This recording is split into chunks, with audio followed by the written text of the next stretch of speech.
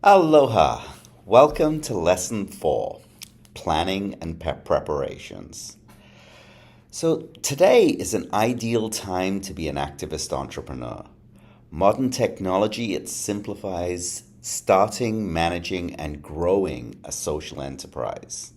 You can conduct research, build an online presence, and connect with like minded individuals from anywhere, whether on a computer or a smartphone. Social media allows you to communicate directly with your audience, while tools like Dropbox and Google Docs enable global collaboration and they reduce administrative costs. However, technology alone isn't enough. Good old-fashioned preparation remains essential. First, you need to create a business plan. Now, a business plan is your idea strategically structured. What it does is it forces you to write down, and that helps you to refine your idea, break it into manageable parts, and provide a concise summary for lenders and investors. You can use online templates to get started. We do provide one in the lesson plan. Ensure your plan is clear, distinct, and informative, especially your financial projections. Balance marketing with your plan to secure funding by being realistic about your concept. The executive summary is crucial. It's a 1 to 2 page snapshot of your entire plan, and it will be the first impression that you give to your audience. So make it compelling. Now, market analysis. Conduct a market analysis to understand the environment you're entering. This includes examining the market size, the needs, trends, customers, and competitors. You can use focus groups and personal interviews. They're quite effective for gathering insights and testing your concept. Also, consider how new technologies, social media, and external factors might impact your enterprise, either the way you're developing it or the way you're going to promote it. Finances. Create basic financial statements, a balance sheet, a statement of cash flows, and an income statement. These outline what you have, what you owe, and your potential income and expenses. You can use spreadsheets initially and consider hiring an accountant as your business grows. So you don't have to do one in the beginning. Wait till you start making money, and then you can hire an accountant.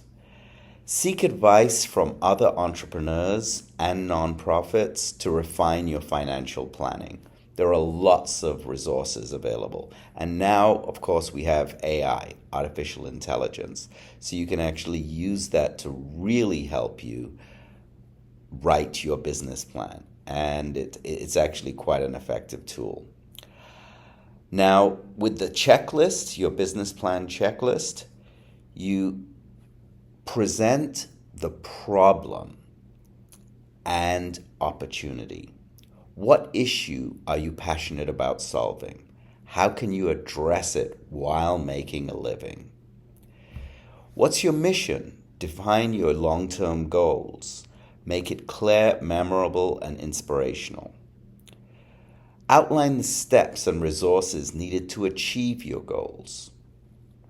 Clearly describe your product or service, ensuring it's understandable to someone who doesn't really know about your business. Remember, you're trying to present this to potential investors, lenders, and crowdfunders, like if you create a crowdfund for investing. Identify, now you may be starting this by yourself, but you also may have a team. And if you do have other people who you're working with, Identify who will help you to execute your plan and what skills do they bring to the business. Analyze your competition and what sets you apart from them. Now, you may not have any competition if it's a brand new idea, but usually there are people who will be in a similar type of business, so analyze them, see what they're doing right and what they're doing wrong. Also, it's really important to look at the risks. What are potential risks for your business? Outline how you're going to finance your business and what is a backup plan if things go wrong. So when you do that, you make the executive summary, and the executive summary is basically that 1 to 2 page document that summarizes everything. So it probably should be the last thing that you write. Do all the bits and pieces before in the business plan so that you can really have the big picture, and then make that concise. And again, you can use AI to help you, and it's a very good tool.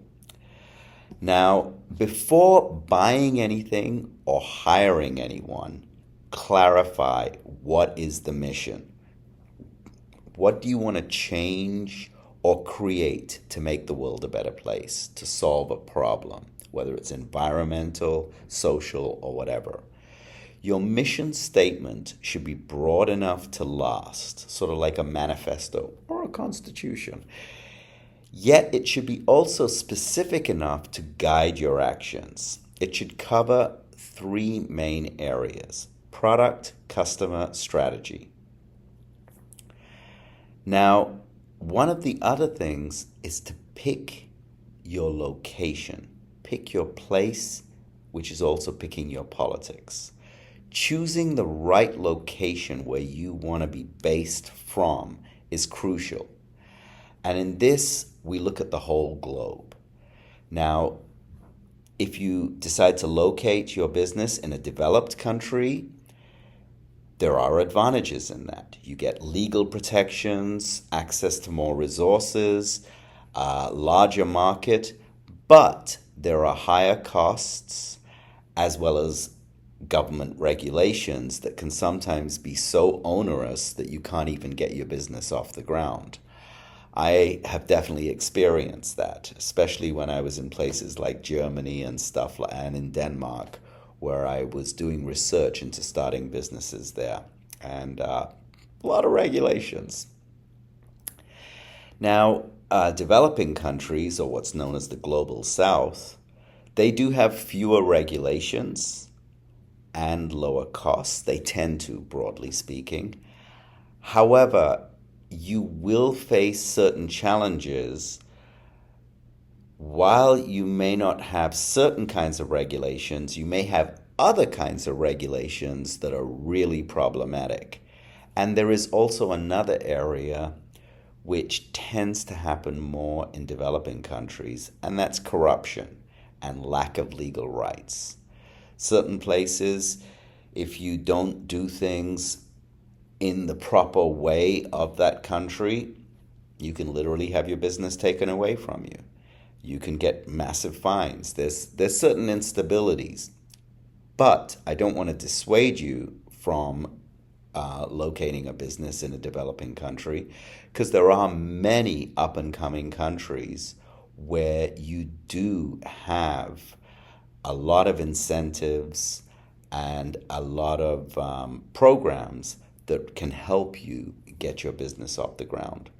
One of the good things to do if you are going to locate in a country that's not your own is to work with a local partner, someone who you trust and who shares the same vision.